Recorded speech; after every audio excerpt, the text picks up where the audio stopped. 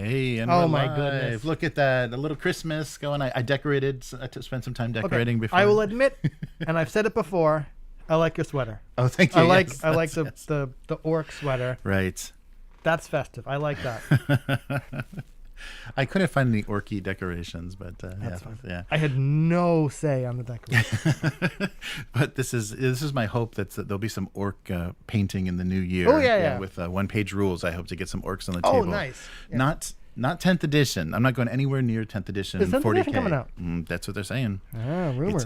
It's on schedule, and they're already doing that thing that they've done at the end of the past, I think 2 editions, where they have this big story, like some multiple book story thing that adds rules and everything, but then the edition changes before they can even get the last book out. So really? Yeah. Oh, well, not that I'm up on kind of GW stuff, but yeah. Yeah, so it's like, I'm not even gonna bother. We're gonna find a rule set that I actually want to play. We can actually finish games. We don't have to buy multiple $70 books, all that good stuff. Well, even though I'm a supporter, one-page rules is kind of a misnomer. Yeah, you were saying that. Yeah. Like, okay, if you printed everything out double-sided on an A4 page, it would probably, basic rules would probably fit at like 7-point type, right? Right? And it is more scaled back, right?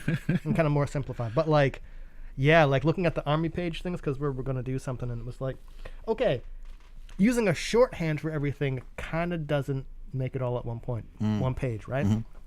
So I'm still interested to play, and it is still more compact than 40K, I think. Yeah. But yeah, it is a bit of a misnomer now. It's just like a couple page rules. They started out well with good intentions, but that page fills up pretty quick. Yep.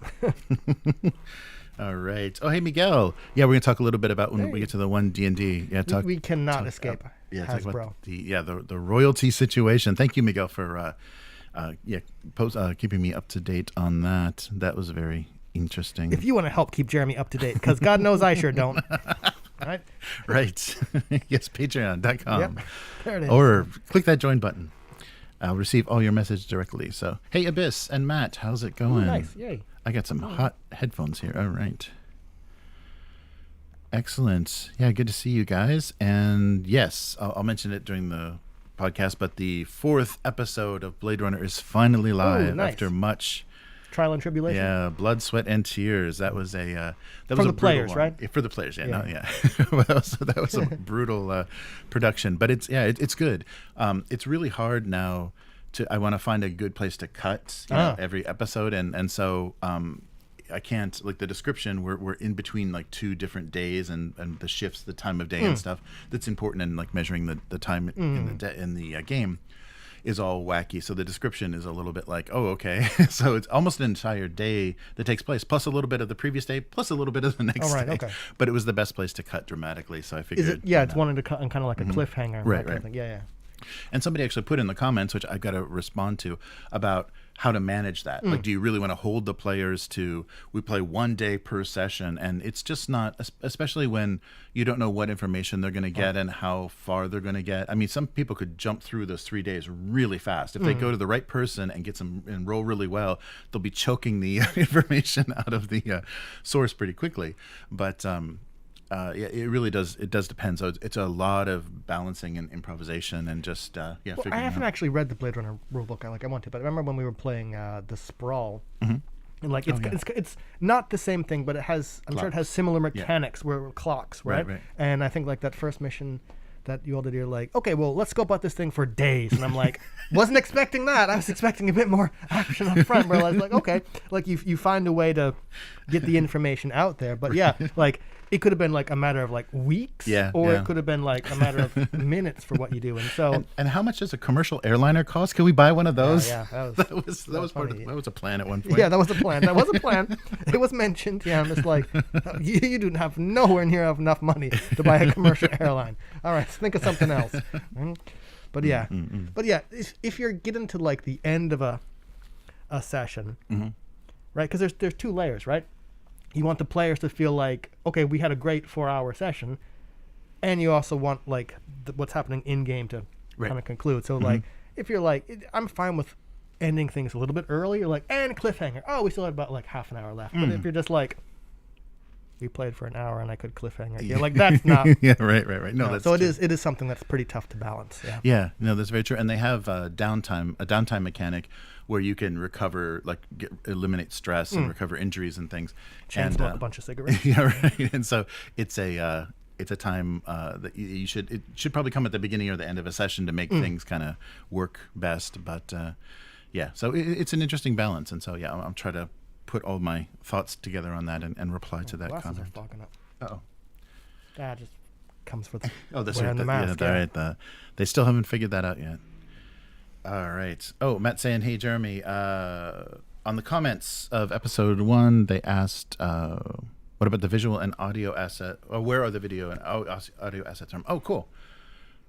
Yeah, I'll post the places where I get a lot of the rendered 3D and all of the royalty-free music that is the cyberpunky.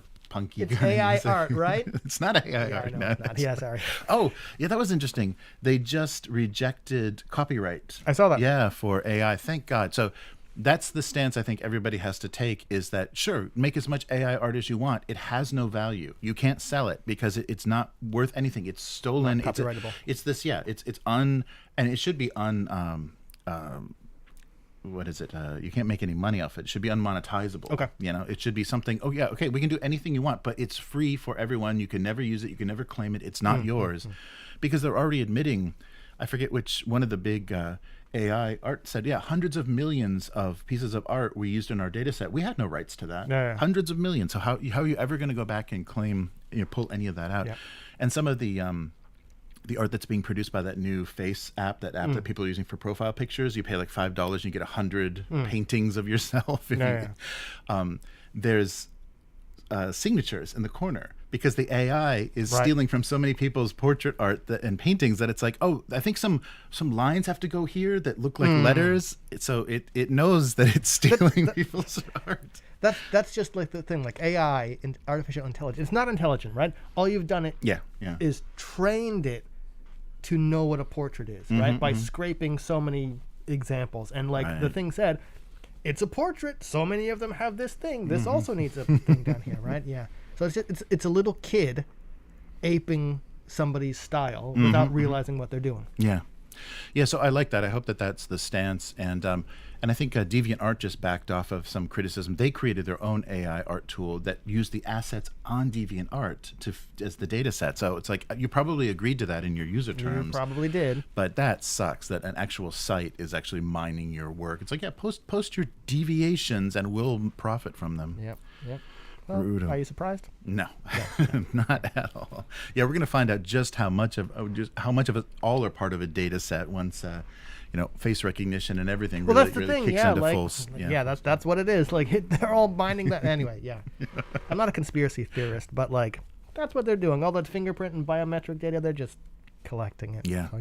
That 23andMe and all that stuff. It's like, hey, now you're in the FBI database. Yeah. Cool. I did want to do that until I was like, oh, we've just sold it. Nope. Right. Go yourself. Not anymore. No, I don't care enough. You'll never find out my crimes. Yep. Or my relatives. Yep. Yeah. That's brutal. Would you want to know your relatives if people also knew all your crimes? No. Yeah, right. Yeah. I don't want to know. Yeah, what am I talking about? I'm pretty mild. Yeah. Nice. All right. Cool. So yeah, hey everybody in the chat. So let's get going. Cool. All right. So let's make sure here we got everything set. Okay. Welcome to the weekly. I'm Jeremy. I'm Chris. And this week on the holiday edition of the weekly, hence the sweater. Yes, I like the sweater. My sweater is pretty drab. If you're listening, it's not it's not doing anything for your ears. It's red and green. Yes, well, no, and it's still not doing anything for your ears. Sorry. Yeah. But thank you for listening. And today, this week on the weekly, Amazon making Warhammer media. Oh, and a little bit more too. Asmodee steals Games Workshop's pricing model. Okay. And then hashtag #OneDnD, and then a little bit of the year in review. So 2022, what happened and what we talked about. And there's a lot of bad stuff that happened. A lot of... I'm sure it's only going to get better next year. Yeah, right. Looking forward to it. All right. So let's start with... so I kind of called it last week, Yeah. right after the news of Henry Cavill quit as The Witcher, and so no more Geralt, and now he's out as Superman. Games Workshop. He's got to be working for Games Workshop. And then they announced, they did that press release that he's going to be executive producing and starring in Amazon produced media. And so Games Workshop has contracted with Amazon, and it momentarily bumped up their stock a little bit after that announcement. And not only is it production of television and film type stuff for their for Amazon Prime, they also have merchandising rights for whatever they're doing too. Yeah. So that's very interesting. So I guess Games Workshop is kind of free with that. I mean, we've got scented candles and bathrobes and stuff. So I can get Warhammer 40,000 chibi gachapon toys in my local shopping mall. So yeah, right. Yeah. So so that was a pretty exciting news. So hopefully we'll find out if they're actually Eisenhorn is actually happening or not, because it's been like floating around. They've been pitching that for a while. So I wonder if that's a separate, if another company was putting that pitch together, so it's not included in the Amazon deal, or if everything is on the table. Right. Interesting. And the speculation for what a 40K show would be from the 40K YouTubers was ridiculous. Oh, I'm sure. Just like, there's no budget to handle what you're talking about. What about like this episodic thing where they just jumped around different timelines and did different stories? It's like, that won't cost anything. That won't be expensive. It's going to be green screen hallways, as much CG armor as possible. They got to, keep it as cheap as possible. Because even like, Rings of Power with the insane budget they've got heat formed foam armor and stuff. Like a lot of their costuming, it looks terrible. I haven't watched any of it because I don't have Amazon, but really bad stuff. Yeah, no, we were talking about on the Kit Bash live stream about what it might possibly look like, and I think they just got to commit to like a plot line, right? Yes, like don't do the jump around thing, because it would be horribly expensive, right? Like more expensive than the Emperor himself could pay for, right? Right. But like also we kind of discussed a little bit who is the show for? Is it for Warhammer 40,000 fans, or kind of like your average viewer, right? Because pick one. You have to. And you're not gonna please everybody, right? And I think they would probably be better off. Okay, as big as 40K is, it's like a drop in the bucket compared to, I'm sure, like your average viewer, right? So like, I think you're going to have to aim for the average viewer, right? Like someone who doesn't know anything about 40K, just right. And try to come up with a grimdark, I mean, like expose everybody to what that kind of setting would be like, but without like making it so horrific, sacrificing 1,000, psychically. See, I think that would be an awesome fucking opening, right? It would be. It would be an awesome opening. You're on like one of the like the inquisitorial black ships, and it's like all these people. Where'd you get picked up? Where'd you get picked up from? And then it's just like they all get shoveled into whatever soul furnace feeds the Emperor, and you're just like, that's an opening, right? Like this is what the setting is. That's true. If they could pull that off, but we know Amazon is so light-handed with everything. They're very like afraid of everything, and like Rings of Power showed us, they have no idea who they want as an audience. Like, okay. So if the orders are from Games Workshop, if they have any say in it, we want to expand our our audience, IP and our viewer base and everything, and maybe point people to the game. I don't think most people that are watching are ever going to play the miniatures game, but they might play the video game or board game, right? Or they might, like we said, like GW will hand their license to anybody, right? So they've got video games, they've got books, they've got all kinds of stuff. So you're like, good point. Even if they don't do the miniatures game, there's something for your kind of new person to experience, right? And make it more identifiable. I mean, if they can give it a distinct... I think it's pretty identifiable. No skulls on everything. Right? No, but I mean to regular people, like make it as ubiquitous as Star Wars and Mickey Mouse and whatever. Make a Space Marine look their Space Marine look very identifiable. It's a question that we can't answer because we're kind of in it. But I would wager a decent amount that even someone who isn't in the miniature game hobby would go, I've seen that before. If you showed them a picture of a 40K Space Marine, right? They probably, I feel it's kind of ubiquitous enough where even if they don't know what it is, they'd go, yeah, I've seen that thing before somewhere. Right. Yeah. Well, I think StarCraft was popular enough to popularize what a Space Marine looked like. Yeah. So we'll see what this means, and it's good that they have someone executive producing that cares about it. It's always nice to see. Is it? Yeah, no, but I mean, it's good because a lot of those projects that you see, there's somebody passionate that's at least fighting against the, whatever Amazon say. This is too toxic. There's too much toxic masculinity or whatever in 40K. I can't wait. Well, come on, Space Marines have a toxic masculinity gland implanted in them when they're neophytes, right? So, like, okay, I absolutely agree that someone who's passionate about the project, it's good to have their input. Mm-hmm. Sometimes if you're too passionate about things, it's like, no, buddy, you gotta step back. Remember, we're making this for not fans. We're making this for right. So like sometimes you get like too into it, and you gotta be like, nope, I need to run this by someone who's kind of an outsider to make sure it makes sense. Well, that's going to be all the directors and everything. They're not going to have, but I think it's good to at least have someone fighting for, no, the look or the tone of this is just wrong. I mean, it does need to be as grimdark and metal as possible. And that would kick ass, but I don't think Amazon is the company to bring that to streaming. Well, maybe they'll prove you wrong. Yeah, I hope so. Because they backed away from Conan. So did they? They dropped Conan, and so why would 40K be a good fit? I don't know. So any reason why they backed away from Conan? Yeah, they changed heads of media to a woman that said toxic masculinity. How could we possibly do Conan? He's too. You could. God damn it! I fucking proved you couldn't do Conan, right? You fucking turned it on their head, and anyway. Sorry, I'm not getting into it. That would have been awesome. Okay, the Jason Momoa movie fucking sucked. Right? Not because of him, but it was just bad. Yeah, it was not done well. No. So there's some good quotes. Okay, so Henry is quoted as saying, "I have loved Warhammer since I was a boy, making this moment truly special for me. The opportunity to shepherd this cinematic universe from its inception is quite an honor and responsibility." So that's a worry though. Cinematic universe. Yep. I mean, they're going to have some hits and misses if they tried multiple things. I couldn't be more grateful for all the hard work put in by Vertigo, Amazon, and Games Workshop to make this happen. One step closer to making a nigh-on lifelong dream come true. So, yeah, it's good. It's and he's had exposure to being Superman and doing a Netflix series so he knows like the notes you're going to get and the restrictions you're going to have and how. So, hopefully, that will help kind of temper what's going to happen. And it just depends on who. I guess Vertigo Entertainment is who's kind of running the whole thing. So we'll see what that's going to mean. Yeah.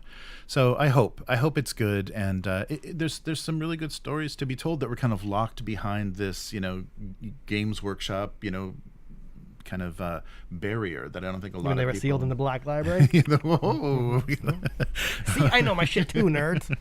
But no, it really it does. I feel like that, but. Just like maybe with D&D or whatever, if it becomes more mainstream, then it's gonna get watered down and it's weird. Already watered down. Yeah, that's true. It's already. I think one more, then we'll move on. I think the difference between 40K and D&D is like D&D was based on classic fantasy, but never really got an identity apart from that, right? Like we've talked about Spelljammer and Dark Sun and maybe even Eberron as like, whoa, you did something different and this is identifiable. I think 40K is identifiable enough where they won't run into the same problem. Yeah, right? yeah. And they have kind of the stakes and everything set up. And hopefully if they just get it across right from the start, like what you're saying is like make it like, oh my God, what kind of, this is the grimdark future. Okay, I got it. I'll say whatever show writers you got for Game of Thrones, don't get them. Yeah, right. Sexual assault is just not part of 40K, right? Like you don't need to write that shit in, right? It's grimdark enough. Just don't do it. Yeah, I wonder like where would be the best source, or like where would be the best writer? Well, probably the Black Library writers, if they could get some of those guys to actually do some just some outlines or something. Outline. Yeah, I was going to say. I wonder if that translates to writing to TV. No, probably not, because it's a very different. It's all dialogue based and it's all visual, so it's a very different animal. But there's just some good stuff there. So we'll just see, and it's going to go through the Amazon funnel of approval. So we'll see how it goes. But the Warhammer cinematic universe is coming. WCU. Yeah. Oof. All right. And speaking of Warhammer and their crappy pricing, Asmodee was noticing, maybe they were on the Games Workshop website and said, how are they charging this much for shitty plastic? And they decided, let's do it ourselves.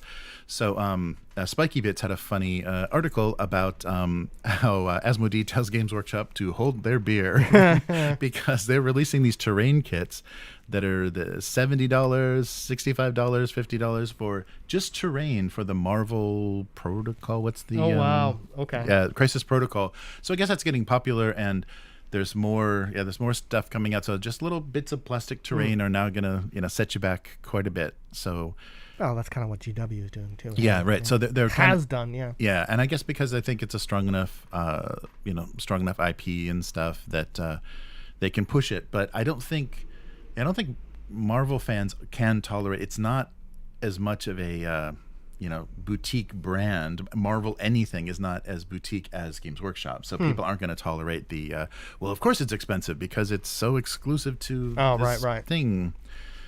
So I don't know, $150 for a terrain box. Yeah, it gets, get what? It gets pretty. Yeah, there were pictures on the in the article.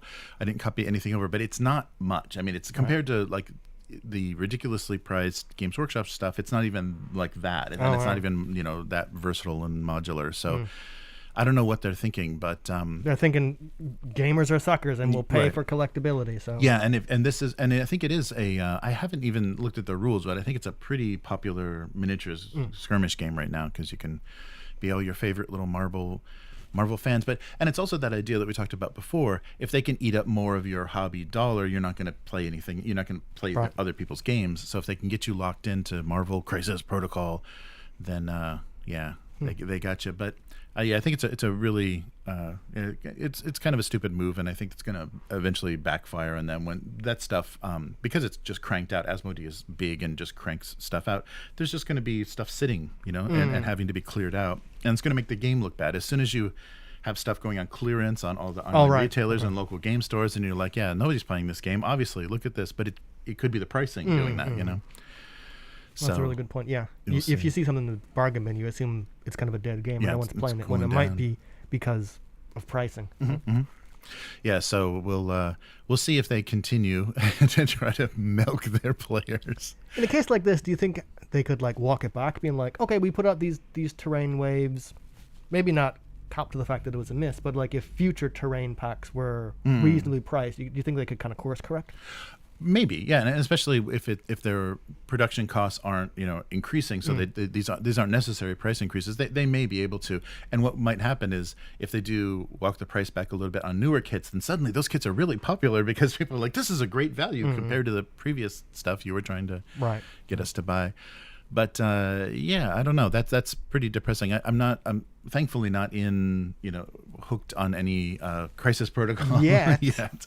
But just anything where I don't know. I'm Asmodee and Fantasy Flight's kind of strategies for putting cards in things that you have to use and special dice and all that. And just like that's.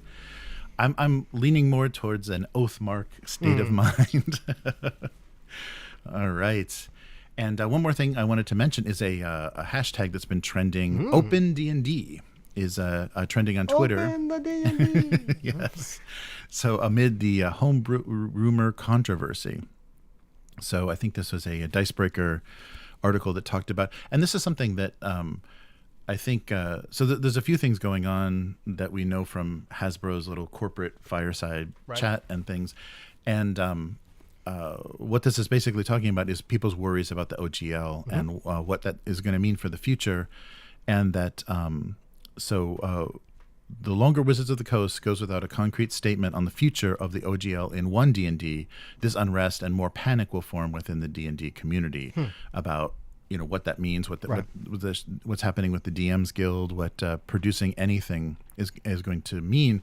And there's already been hints. Clownfish TV, a YouTuber that usually does entertainment stuff, is talking about tabletop and was mentioning now royalties. Now they're bringing up the idea of royalties. So people that are making money producing, modules or, source books with the OGL, and people that are doing actual plays and having successful Kickstarters and things, they might now be open to royalty fees from Wizards of the Coast for using Dungeons and Dragons to make money. And I mean, it kind of makes sense, but it's a little too late. I mean, they needed to kind of say, okay, yeah, of course, and give them something with that, in that relationship, that royalty relationship, give them some other benefit or access to things. You know, the benefit of using the world's most popular role-playing game. That's right. That's right. That you can't actually say.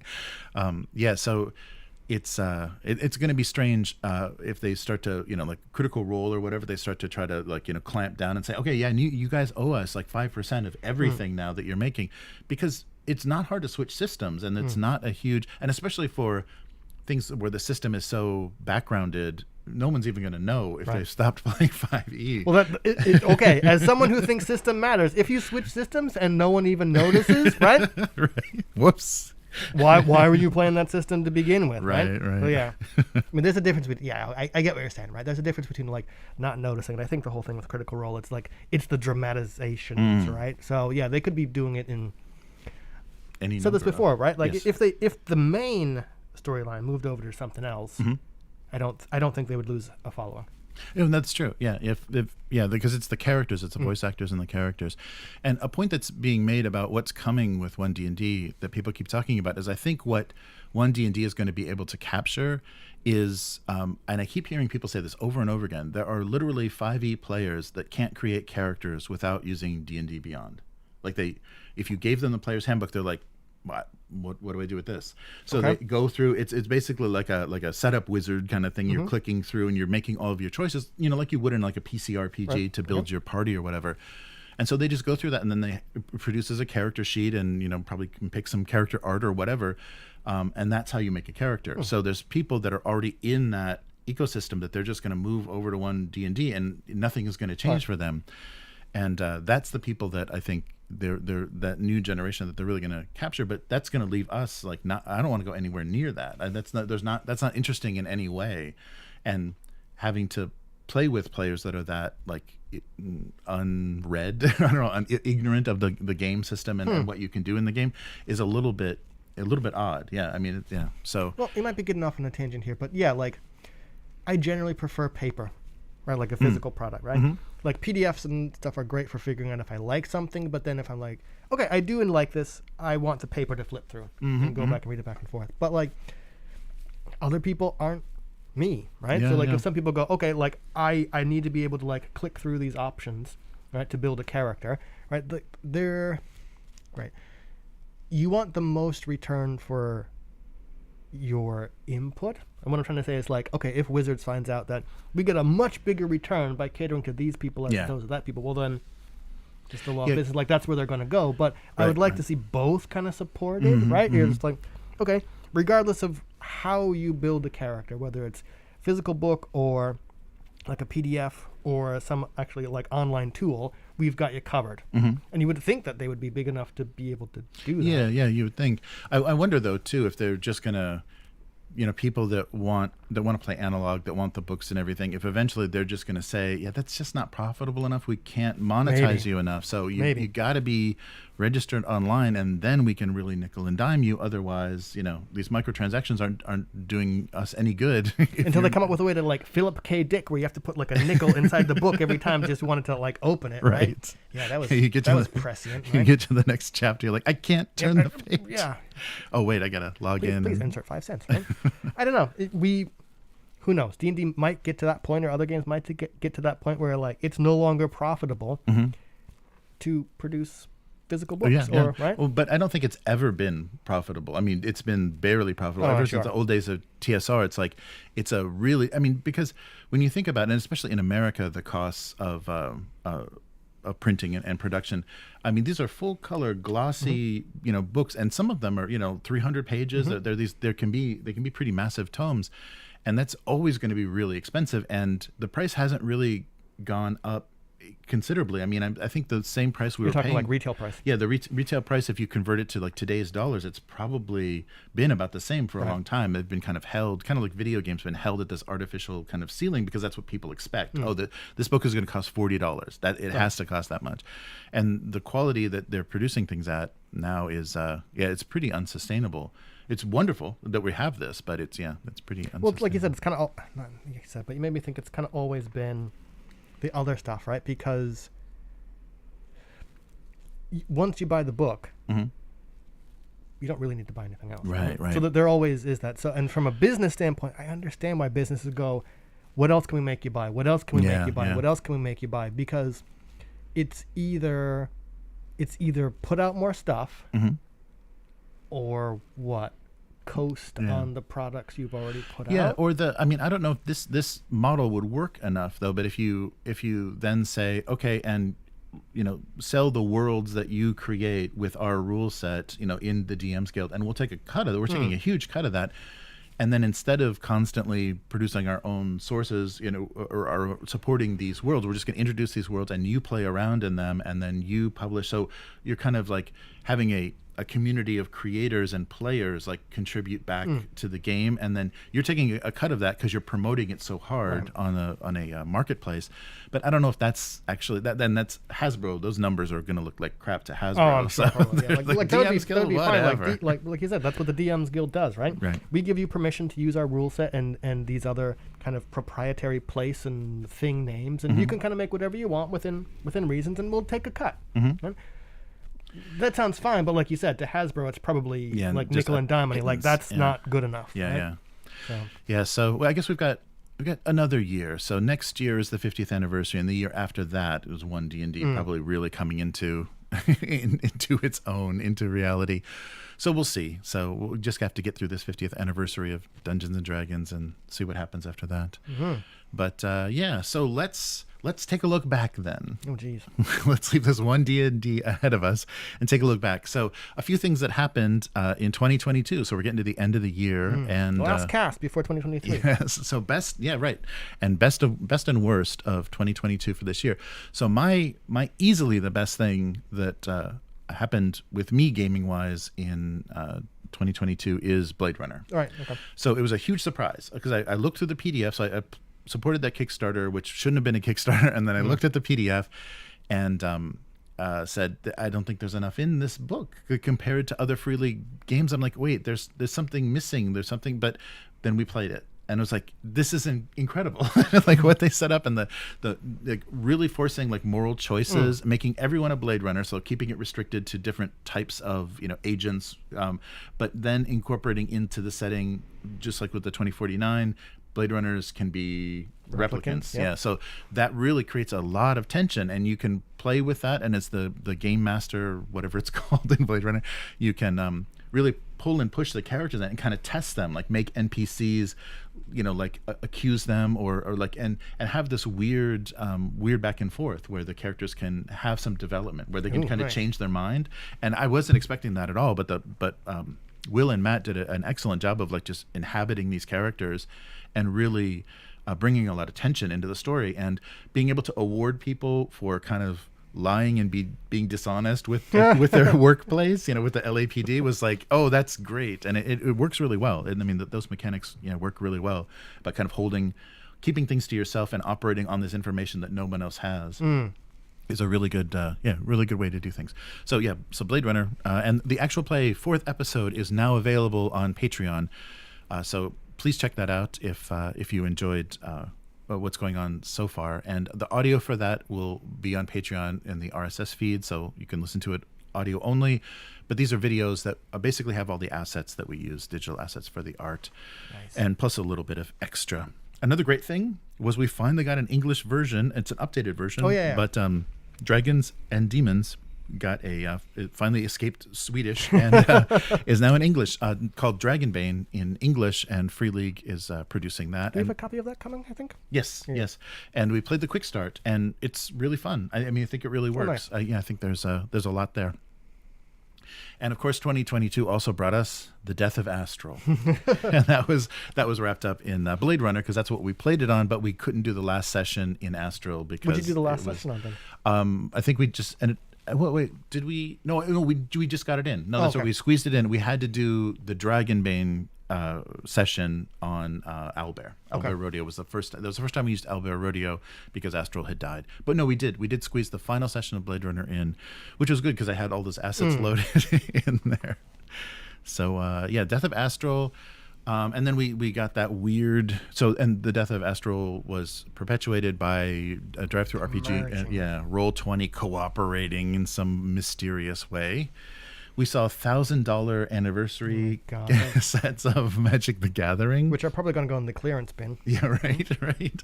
The rise and fall of Spice DAO, the crypto kitties that bought the one of the Jodorowsky. Pro tip, kids: buying a physical copy of something does not mean you own the rights to that IP. Jeez. Yeah, so we're not going to see any Dune products produced by Spice DAO. Wow. HeroScape failed to return. We're coming back. Yes. And the Tolkien properties, that Middle Earth, whatever that's called, was bought by the Embracer Group. Right. Yeah, so Embracer Group has the rights to all Lord of the Rings.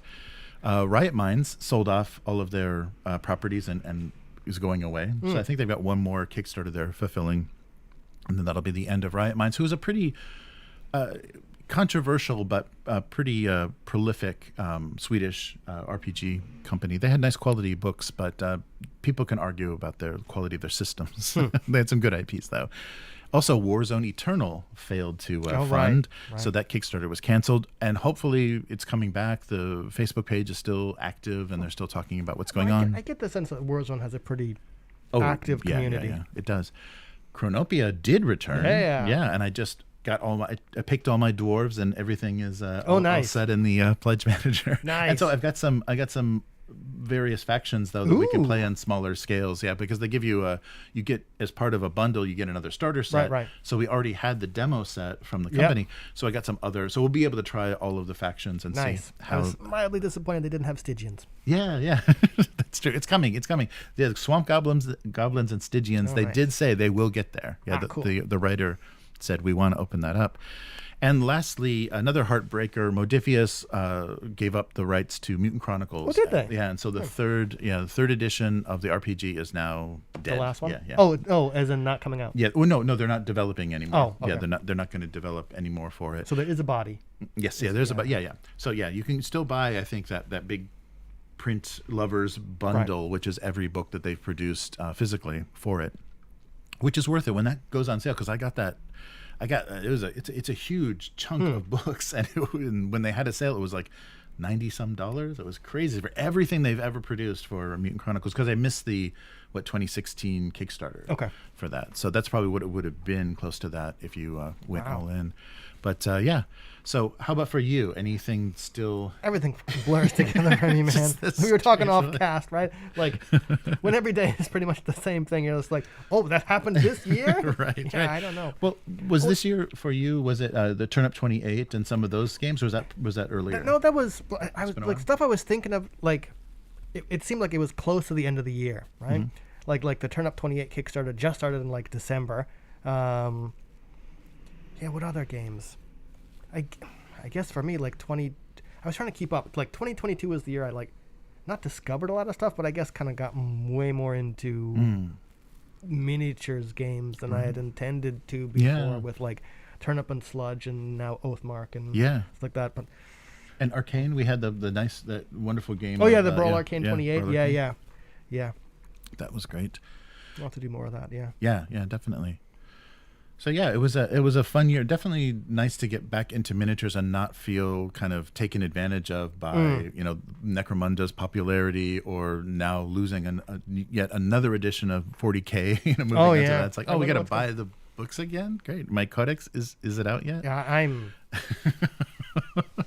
I could have bought like a house with the money I sank into 40K back in early elementary, high school, and university in like the 90s. I wish I had that money back. I could have started my own game company, right? Right. And I shudder to think what the money I spent translates to in today dollars. Oh yeah, right. Youch. Oh man. So yeah, like they're a decent company. They put out great sculpts. I like their paint. How do you justify charging that much for a little thing of plastic? Yeah. That's very true. And that's why, so next year we've kind of committed ourselves to an Oathmark campaign. Yes. Right? So my noble dwarves will be probably trying to manhandle some spider worshipping elves that are going to come creeping around. I'm still trying to decide how I want to do my bases, right? Because I saw maybe my arm is going to be kind of boring because, might do mostly elves. But I saw, elves get access to giant spiders? That's pretty cool. Yeah, Okay, yeah. let's go that route, right?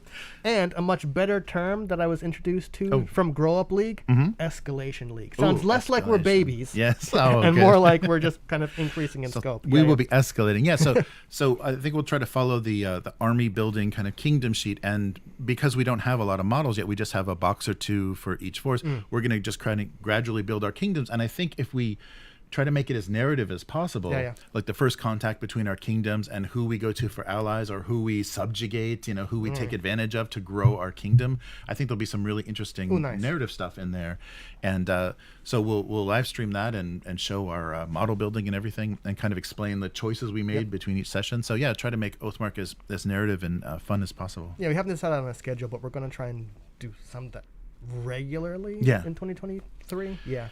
So kind of like from the beginning of, assembly and painting miniatures to putting together the first small list and then playing it and then escalating with larger and larger forces. So it's gonna be fun. Yeah, I think that'll be really fun. And the way things will change, because I think experience in a specific battle. Say, I really want cavalry. I really want to lean heavily into this, or I want to just mob. I just want a horde of light stuff to just tie you up completely. That's what I've been looking at the list and I'm like, oh, do I want that? I'm like, I don't know, because I want to see kind of how it plays on the table first, and then this is a horrible choice, right? Right. Yeah. Oh, I want more of those. Yeah. Yeah, and I think that'll allow us too, because as we're building the kingdom, it gives you multiple units. You'll have access to different types of units, with each thing you're including. So we might have some units we bring in and just kind of cast off. When it's like, that's not going to work. Yeah, that'll be fun. So it'll be good. All right. So that is it. This is our last cast for the year. 2022. Yeah. So thank you everyone for a wonderful year. The chat is always excellent and supportive, and thanks so much for kind of giving us tips and feeding us leads on good stories and what's going on in desktop. So Matt and Miguel, it's wonderful to always have you guys kind of in our ears telling us what's been going on. Wrap it up? Yeah, okay. Sorry. That was a horrible joke. All right. So at the end of this year and next year, where can people find you? On Twitter, until that site goes down in a fiery hellstorm, right? That's Hivemind, HYVEMYND, where I was talking about Oathmark recently. Awesome. So how about you? And I will still be I did my last stream for the year for Abusecartoons, but Abusecartoons on YouTube and Twitch is where I live stream the drawing of my single panel gag cartoon. If you want to read that cartoon, gocomics.com/domestic abuse. And it's starting in January. I think the first week of January, I'll start back up with doing some more drawing. And if you'd like to support what we're doing here with the weekly, upturntable.com is where everything lives. And if you'd like to support us specifically, patreon.com/upturntable and become a weekling. The strongest of all supporters. Yes. Yes, supporters. And let us know what you want to see more of on this kind of weekly roundup of everything. And we will include everything that is suggested. We want to make this exactly kind of what you want to hear and talk about, things that you do. Maybe less Henry Cavill and more. But, thanks so much for joining us, and have a great holiday, and we will see you in the new year. Later, mortals. Goodbye. All right. I don't have any Christmas-themed be right back. That's fine. All right. Be right back.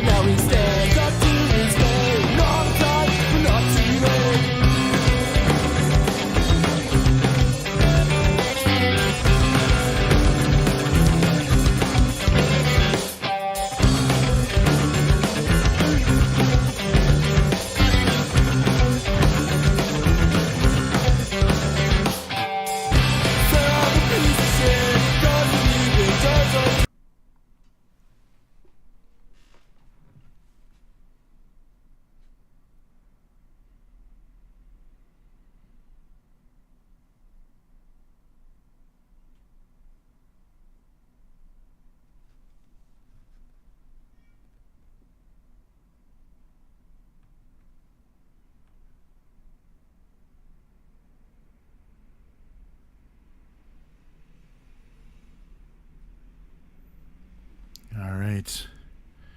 Lots of traffic noise. I don't know if you guys can hear that or not, but in my headphones, they're really loud. So I moved the chat over. So yeah, you notice the this is the same background we did for the streaming when we set up, or for the Kit Bash stream. So when we set things up, it's like, yeah, this will be maybe a nice change for the new year for background. We can maybe put the white panels back behind us again, but having a bunch of stuff, then we can have more current games and stuff we're playing on the shelves behind us. That would be good. But yeah, so it was good to see everybody in the chat. Yeah, I don't think so. Yeah, Chris will be taking off next week, so we won't have probably another weekly until the new year, but should be good. All right, so let me catch up on that chat here. All right. Yeah, that was another thing that happened in 2022 is Games Workshop finally broke the $200 price point for a plastic kit. So the Gargants, I think, the giants for Fantasy for Age of Sigmar, were $200 for one of those kits. I mean, they're big models, but they're not that big. It's still just plastic, just injected plastic. Nice. Oh, you're talking about 40K terrain. Yeah, a few of those like starter sets, especially the Necromunda sets, had some interesting terrain in them, and the Kill Team also. But that was, as soon as they started doing that modular terrain, I think the reason that it's cheaper in some instances is it's all produced in China, and it's the let's not hit that. It's produced in China, so it's like Chinese quality plastic. It's not done in the UK anymore. So, yeah. Yes. I've got my Orky Christmas sweater. 21% VAT in the EU. Wow, Abyss, that doesn't sound fun. All right.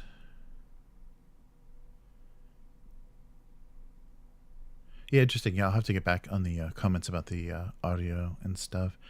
Yeah, it worked out okay. It seems like, so when I'm doing the editing for the sessions for Blade Runner,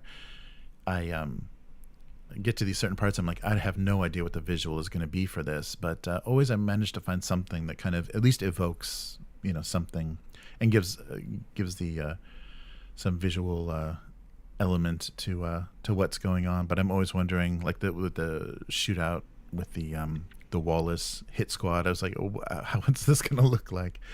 But it works okay. Oh, wow. Miguel says, paint a Titan army. Yeah, nice. That would get expensive. Oh, yeah, her. I forgot. Yeah, the movie where the guy falls in love with his Siri, basically. Yeah. Oh, yeah, and Matt was talking, tomorrow Matt Will and I will be doing a session 0 for Forbidden Lands. Yeah, that should be very cool. And that should be something I can get out pretty quickly.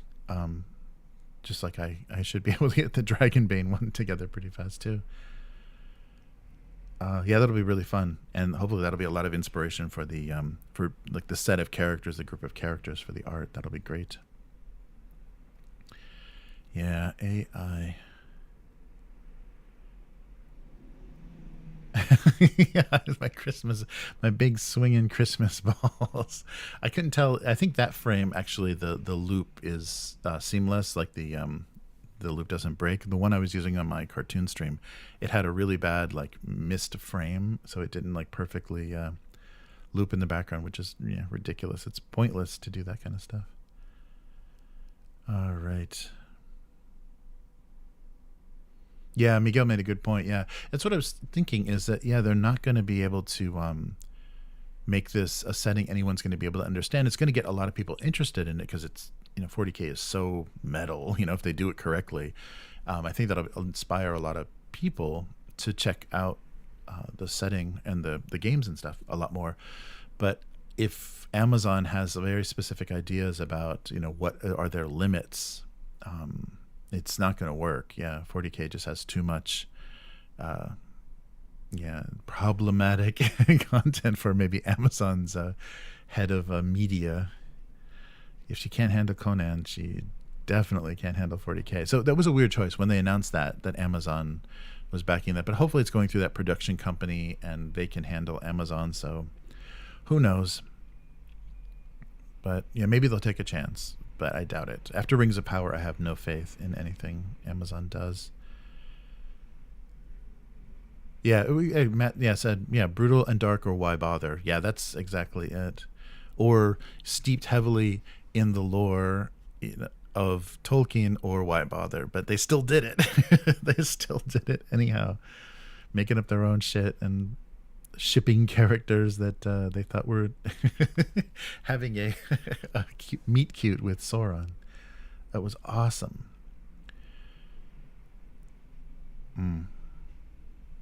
Yeah, I really wonder. Yeah, Imperial Guard. Yeah, you kill the entire cast. Yeah, that would get really difficult too.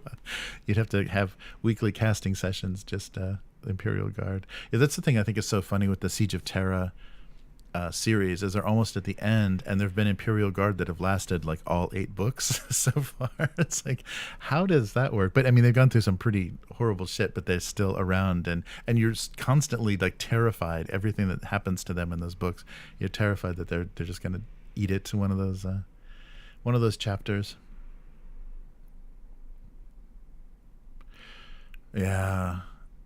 Oh, that's the one thing too, that might be a thing that so imagine that's going to do the exact same thing that Rings of Power did. What if, and we need Chris here to balance this conversation, but what if Amazon demands female space knights, or space marines, female space marines? That's instantly going to throw all of the fan base aside. Or the Tyranids are all female. There we go. That's perfect. That would deal with it pretty good. Oh, wow. Yeah, it has a blurb about the upcoming Netflix Conan series. Oh, in its Amazon description. Oh, that's cool.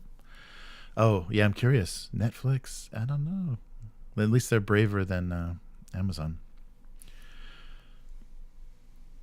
Abyss said, I always assumed that there were women in the Space Marine chapters. Yeah, they've kind of hinted at, and I think they actually put in one of the recent 30K, the Horus Heresy books, that it's men are biologically, I mean, this brings up a lot of problems saying something like this, but males are biologically suited to be transformed into Space Marines over females. They actually like said it is gender specific in Horus Heresy, but it could have, of course, there's Primaris and everything now, so things could have evolved. But yeah, I don't know. We will see.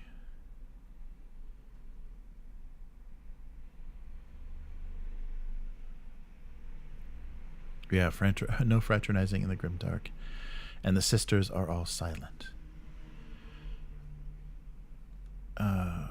Yeah. So we'll see what. But they kind of they keep hinting at it in the lore, but I think there's definitely going to be a push because Age of Sigmar, I think, immediately went to. There are Stormcast, both male and female Stormcast Eternals, because those were kind of their Space Marines, and they immediately had female characters. Not immediately, but by the second edition, they were featuring named characters pretty prominently, female characters. So I don't know. Yeah, we will see what they do. Yeah, I'm sure Henry will be pushing for Custodes. It'll be all Custodes stories. Gold armor everywhere.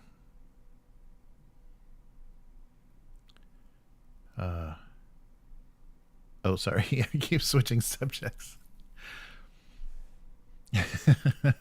Yeah. So, Wizards of the Coast paywall every third level, microtransactions to gain advantage on skill rolls. Yeah, right. We already have those dice that are like Bluetooth or whatever that you can play with VTTs.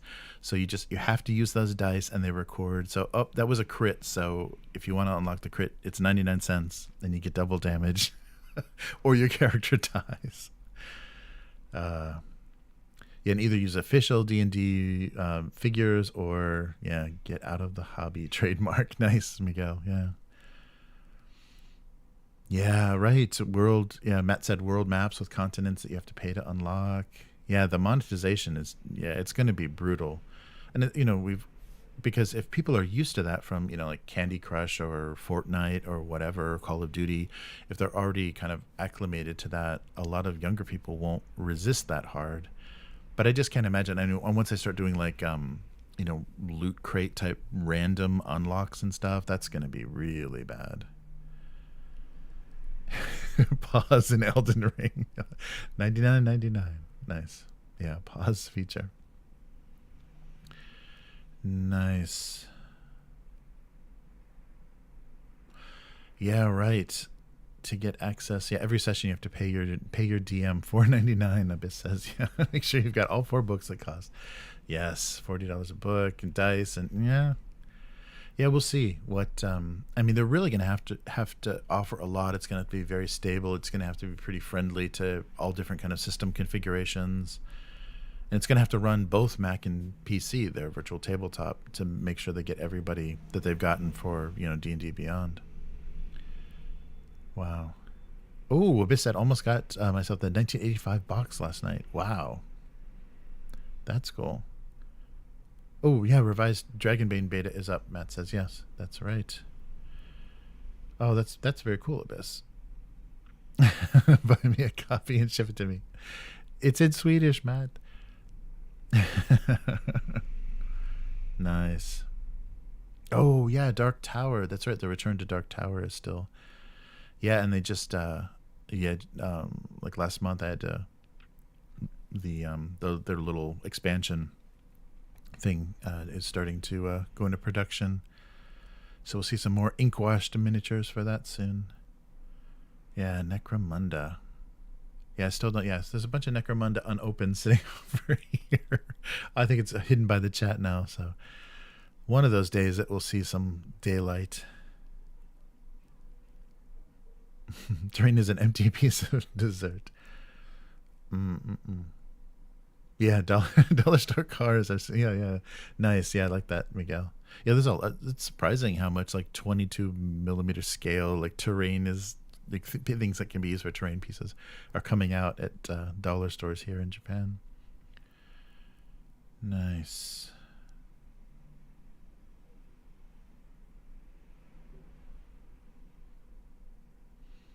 Hmm.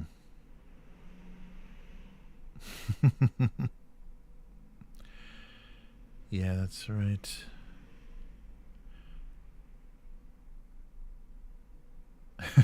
Imagine spending money outside of GW products. What kind of blasphemy is that? Yeah, that's really. But I think that really is a strategy. Is just make push the price points just past a painful point, but it does take money away from everything else. I mean, you have to give it up if you want to. You're kind of all in or not. There's not a lot of versatility. It still trips me out. Matt says, how much? Oh, they're talking about the video. Yeah, looks like Southern California. Yeah, it's just one of the southern beaches in Japan. Nice. Oh yeah. Sea of Thieves. Oh wow! Miguel said he just read that GW is dropping Forge World as a brand. Interesting. Wow, so they're just going to include all of that insanely priced resin stuff under their website. Is such a mess now, between like having Black Library be a separate site, which that website barely works, and Forge World being a separate site. It's a real mess. That's funny, and I remember the very first time I ever ordered something by Forge World, immediately my credit card company flagged it. So obviously, like if a credit card is stolen and used internationally, it's probably going to order from Forge World. That's really funny. Wow. So yeah, they're dropping Forge World. Yeah, they've been like a Taiwan or Hong Kong kind of situation for a while, but that sucks though, because depending on how that's handled, that's going to hurt. So they support Necromunda and the Middle Earth, the Lord of the Rings game, and a lot of their smaller boxed games with releases. They're very expensive and they're very small, but those resin kits and stuff that support a lot of their games. And if that goes away, that's going to be ridiculous. Yeah. Yeah, interesting. Yeah, I wonder what's going to happen with all of that. Yeah, lately they've been pumping out stuff for $30K, right? All the customized stuff. So they're going to call themselves Warhammer Horus Heresy. Oh, interesting. So they'll just specialize in Horus Heresy. That'll suck though if they all of those, like the mercenaries and stuff for Necromunda and all that stuff, just kind of disappears.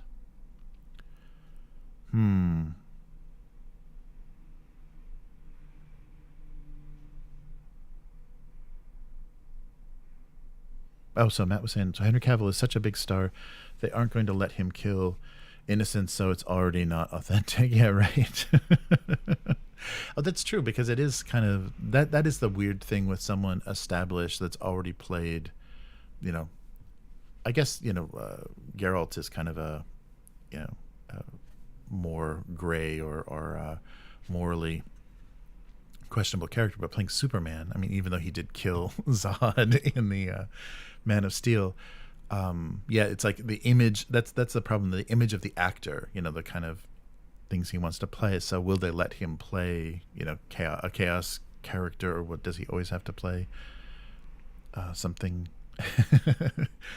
something that wears a gold armor?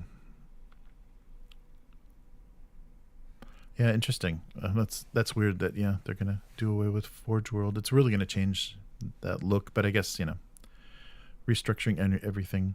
40K is just way too brutal to actually allow the raw lore world to be put on screen. Yeah, I think it's because you've seen just the cinematics and stuff that they do for the PC games. I mean, they're really brutal. Like for the Dawn of War 3, the horrible version of that RTS that came out, that trailer was amazing. Just bodies are just raining down, and the Space Marines are just with a smile accepting their crushing death under the feet of enemy war machines. So it's it definitely, it's going to be intense, and I don't think I don't know, because I don't think, depending on how the promotion and marketing looks for it, it could attract younger viewers. So they're going to have to decide if they want to, But then if it becomes like a forbidden property, well, that this is a little too dark for you to watch, little Johnny, then he'll always think about 40K. I can't wait to grow up so I can see what this 40K is all about. Abyss said the main characters get domed just because of a moment of doubt or thinking wrong for a split second. Billions have been eradicated. The chance that a single person could be tainted. Yeah, right. Exterminatus. Any chaos taint is handled in the extreme. Yeah, and it's just, there's so many things that, it's not, even if they produce authentic 40K media, it's gonna get Twitter all going. Yeah, that's very true. Yeah, stuff like that can be really harmful for kids, but usually it's the boob part. Right. Yeah, it's not the violence. Don't worry about the genocide and the violence. Just no nudity. That's what kids can't handle. That. Yeah, interesting. So non-heresy Forge World is going to go into Warhammer official web shop, and Forge World will turn into Heresy. Oh, thanks, Miguel, for that update. That's weird, but I guess they need to make their branding more clear. And I guess I wonder what they're going to do then for their relaunch of Warhammer Fantasy, if that's going to be handled, or they'll just make another company for that, if that's going to be handled through whatever Forge World is or was. Interesting. So the death of Forge World right at the end of 2022. Another recognizable brand dies. Interesting. Let me make sure everything is going through with with Twitch. Let's see. Yeah. Oh, don't have to worry. There's nobody on Twitch. Luckily, Restream puts everybody's message in the Twitch chat as well, so it looks nice and busy. Interesting. Nice. So Matt said that's a good point. If Amazon leaned into how adults it is and warned parents, it would actually make its views go up. Yeah, definitely. Because if it becomes forbidden fruit, and that's what all of that stuff was. Always war games and RPGs, especially when I was young, because they would have chainmail bikinis and stuff on covers of stuff. That was always the forbidden fruit, and always what the older kids had and what you were interested in. But they seem to make that they want to make that go away with like young adult novels and stuff. They want to like sanitize stuff and dumb it down to just bullying and PG romance in stories. So there isn't any more of that forbidden fruit, or that thing that the older kids have that you want to have. They don't do that anymore, I guess, because parent groups are so out of control now and have a lot of sway on media companies. But yeah, I don't know what we're going to see as far as I don't know. And they got to be really careful, because the first thing that they do is going to set the tone and kind of set the bar. They're not going to have a lot of people forgive them, especially established fans aren't going to forgive them for a Rings of Power. Oh man, the gates of chaos, and it's a meet cute between. Oh, I can't even imagine what romance is gonna happen. Yeah, it's really strange, because there is a lot of the kind of humorous or satirical part of 40K, and it is a little metal and childish and edgelord, that there's that kind of stuff in there too. So it is a little sophomoric in some respects, but they've tried to hide some of that in more recent depictions and a lot of the art and stuff. But yeah, I don't know what we're gonna see, and I don't know if Henry Cavill can save anything. Because I'm sure he'll understand if he wants that Amazon paycheck, that he's going to have to take some notes. Yes. Yeah, it's funny how much that has changed, though. How much they don't want, don't want kids to want anything outside their demographic, and then how much they're just victimized as consumers. With because there's where is that? Is it in Canada or the EU? That huge lawsuit against the makers of Fortnite for their dark what's that called? Their dark tactics, whatever it is, the UI UX design for monetization for buying coins and stuff in games. There's so many people suing because kids have bought multiple hundreds or thousands of dollars worth of things on parents' credit cards, and the kids were confused about what they were doing. The parents never authorized it, and the system just made it seem like, oh yeah, no, you just click here if you want more coins, and we'll just give you more coins. It doesn't have a monetary value attached to it. They really did some really shady stuff, and so they're going to pay. I think there may have already been a judgment. There's like a $500 million judgment or something against the Fortnite people. So I'm blanking on. So yeah, I hope Wizards of the Coast is paying attention, because deceptive monetization, tactics are not they're not beyond the law. So that'd be funny if we see Wizards of the Coast fined for tying people into one D&D. Yeah, it'll be interesting. Yeah. It's I forget where it was though, but it was pretty huge, and they have the papers for the lawsuit were released with all the parent statements and stuff, and it's just rampant abuse of you're just preying on kids and doing the kind of FOMO thing, time limited thing, because they have the battle passes or whatever, so it's good for a month or some limited amount of time, so you have to be playing the game, and daily you have to get in daily to do this, and so that kind of stuff is forcing a schedule and forcing gameplay and forcing people to pay. Paywalling things is going to start to be much more criticized, so we'll see how that goes, but that should affect everything. I forget which jurisdiction it is though. It's either the EU or Canada. I don't think it's the US. But yeah, the future of microtransactions. Yeah, I think that's so interesting too. That point that a lot, because I don't play with a lot of people that have ever even been on D&D Beyond. So the idea that there are players that have only used that to make characters, so don't have any idea about just taking a book and a character sheet and some dice and making a character is amazing. Yeah, but I guess if you're coming from MMOs or PC fantasy RPGs, then it doesn't seem weird. But yeah, I can't believe. So hey, you guys, what's your big 2022? The thing that gaming wise happened to you, or the big story that you're like, I can't believe this nonsense. There was a couple of things that I skipped, but the most of the stuff that really stuck out was the kind of failures. That HeroScape overpriced box was such a debacle, but they obviously didn't care if that succeeded or not. If it funded, fine. If it didn't, whatever. At least it was paid for in advance. And Warzone Eternal was a real heartbreaker when they canceled that.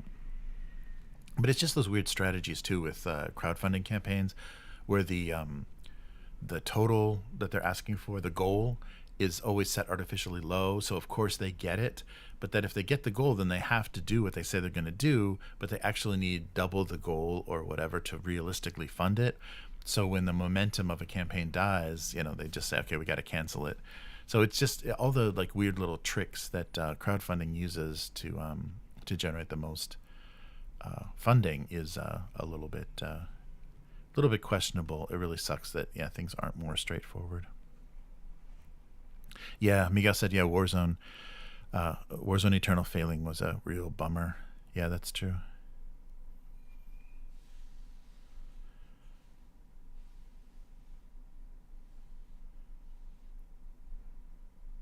Oh, and Abyss was saying, I wonder if that will end up affecting cookie tracking, people having to click yes and sort their cookies on entering a website. Oh, yeah, I wonder what we're going to have to be dealing with.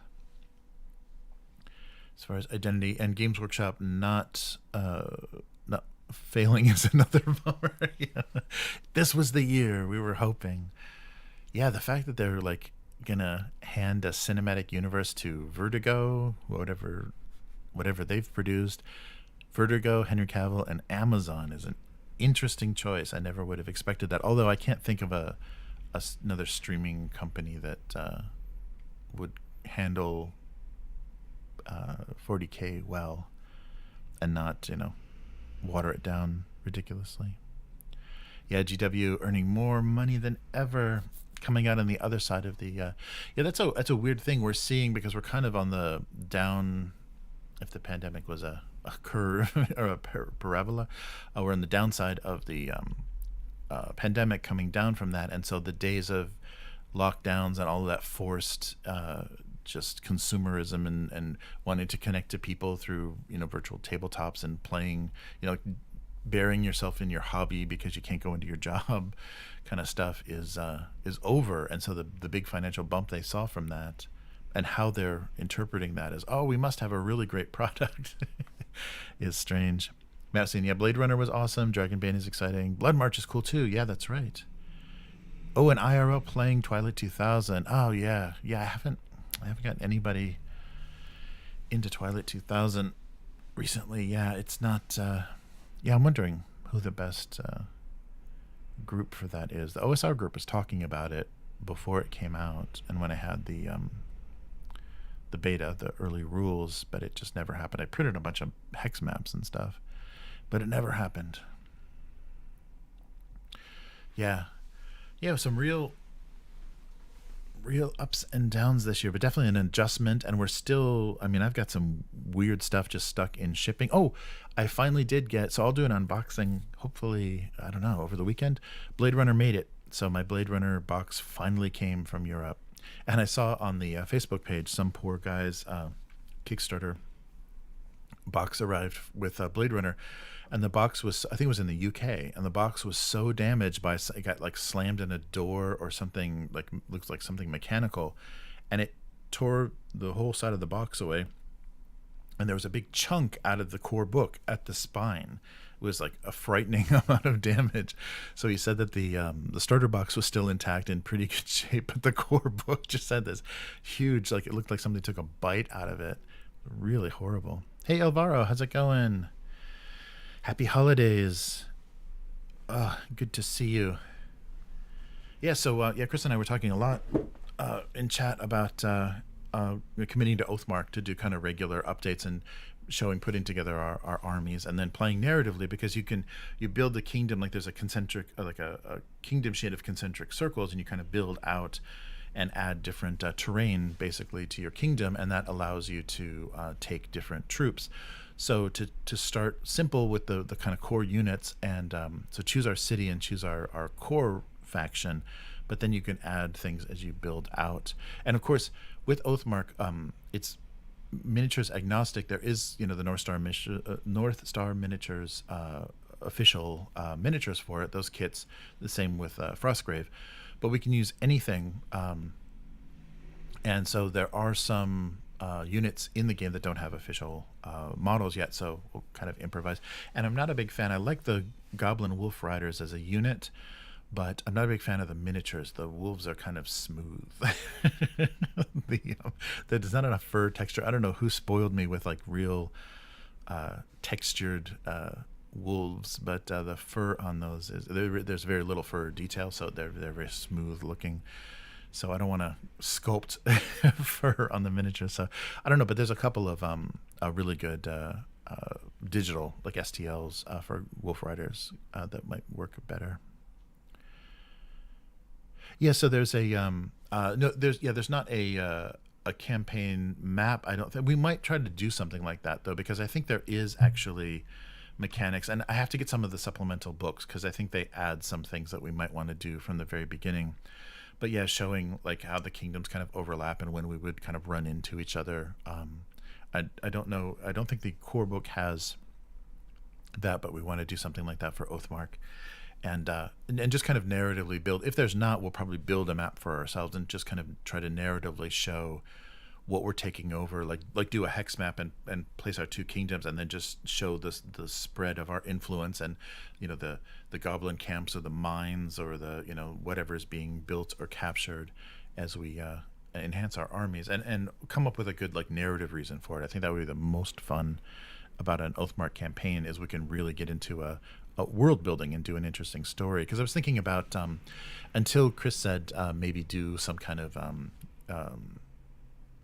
dark elves type deal, drow style elves, like spider worshipping elves. I was thinking about doing like dark dwarves, like dwarves that enslaved goblins and things, and just kind of have a horde army that's run by like Dwarden, or kind of like dark Drugar, like kind of dark dwarves. But then it might be fun too to have a fallen dwarf kingdom, like have a feeble son, like a king that dies, and have a feeble son that turns to dark magic or something to try to maintain his rule of the kingdom. And but then we'd have two dark evil armies facing each other. So I don't know, it'll be fun. But I think dwarf and elf will be that's always a great combination of lots of hatred and racial tension amongst those two species or ancestries. Yes, yeah, Alvaro, that's right. Yeah, Oathmark is the Rangers of Shadowdeep, Frostgrave, Stargrave designer. Yeah, Joseph McCullough. Yeah, and so this is his take on ranked fantasy wargaming. So Warhammer Fantasy Battles. This is his version of that, and the rules. A lot of the rules are more similar. The movement is simplified and I think easier to understand, and the rules are closer to War Master than they are to Warhammer Fantasy. But there's elements of both of those, and he did what a lot of people consider the blasphemous thing of in Oathmark, allowing you to literally, you can have dwarves and elves in the same army. You can have dwarves and goblins fighting side by side against elves, which I probably will try to do. So you can mix and match just based on a narrative reason or some kind of fun, so you're not only limited to, because I think that is a good thing to try to get around when you do have, because even War Master and any of those fantasy games have that. So a dwarf army is slow and sturdy, an elf army is nimble and magical, and so have those kind of stereotypes, and your army is that, and that's your play style. But the way that Oathmark is set up, when you build your kingdom, you can incorporate. So I could literally have a core with dwarf magicians, have a horde army of just hundreds of goblins and throwaway light, very easy to kill models that I can armor, that I can protect, like keep casting shield and protection on horde units to make them sturdy. So there's a lot of interesting dynamics between speed and strength, kind of survivability, but then also you have to take into account the loyalty mechanic, the kind of morale mechanic. So you give something an order, and it has to decide whether or not it's listening to you. So some really powerful, really interesting units don't often do what you tell them. Like, so I think monsters and things like that are hard to control. So they're very powerful if you can get them, if you can give them an order, if you can activate them. But some turns they're just sitting there because they don't obey. Ew, elves, ew. Thank you, Abyss. Neutral evil spider elves are better. Nice in the unenlightened past. Very good. Careful with the spider worshipping elves. You don't want don't want WotC coming after you. Yeah, that's right. Well, they don't worship the spiders. They dominate them. They're just sexual partners. They're not deities. Yeah, so it'll be fun to see what we can do with Oathmark, and McCullough is still developing for it. There's still books coming out. There's still miniatures coming out. So it's an active system and an active thing. An active project right now. So that's fun, and there's a lot of stuff to include, and there's supplements that include the undead and the revenant classes and stuff. So I'm really curious how that kind of stuff works, because I'm thinking like dwarves that turn to necromancy might be a pretty cool kingdom, but we'll see if that'll work rule wise, and if our table will just be full of too many dark fantasy races, spider banging elves. Yep, I'm sure it's happened. I'm sure you can rule 34 of that right now. All right. Wow. Well, I hope everyone has a great holiday, and I'll be talking to Matt soon. We'll get together tonight. Yeah, my tomorrow, your tonight, and do some session 0. I'm really looking forward to trying that out. Making some characters, coming up with some interesting origins, and hopefully some good character ideas for depicting a party for this session 0 publication coming soon to a digital marketplace near you. Very cool.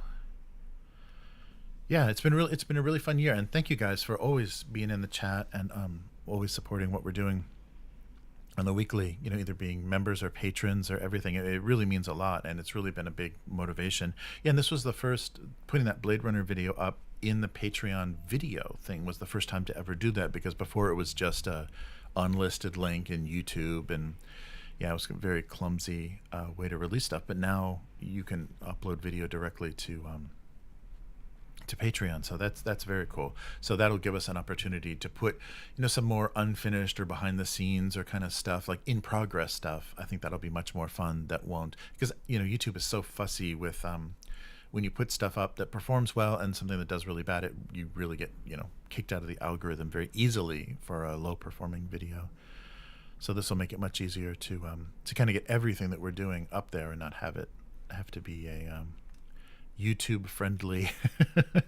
Oh, that's right too. I could have put that version of Blade Runner. I could put the actual Blade Runner music in there. I could put clips from the film, because it's in Patreon, so it's not YouTube. It's not going to have the YouTube bots crawling on it. I totally forgot.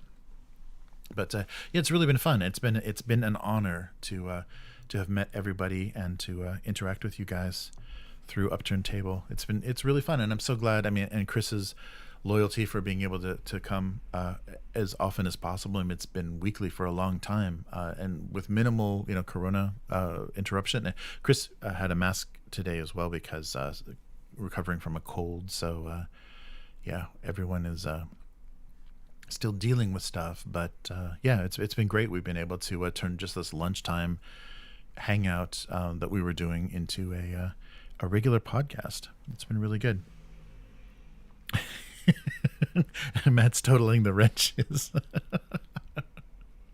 That's right. I forgot. That's the thing I needed to get Matt for Christmas, is some wrench polish. Some mithril polish. What is that wrench made of? Adamantium. Yeah, definitely. Yeah, happy holidays, everyone. And yeah, thanks so much, Matt. That was such a sweet a nice Christmas present from Matt. I've got some Conan to listen to. That's very cool. Very good. Yeah. I hope Dritz's sister having an orgy with demons from the abyss and getting angry because little bro ran away before the friends could get their hands on him was a shocking image from the original novels. Wow, I never read that one. Damn, Miguel. Yeah, that's funny. I was surprised how the Salvatore novels, like the Drow, were much more sexual than I imagined, and that is in D&D. That's in official D&D. That's funny. Nice. Abyss says, in my presidential run against elves is Burn Down the Forest 2024. Excellent.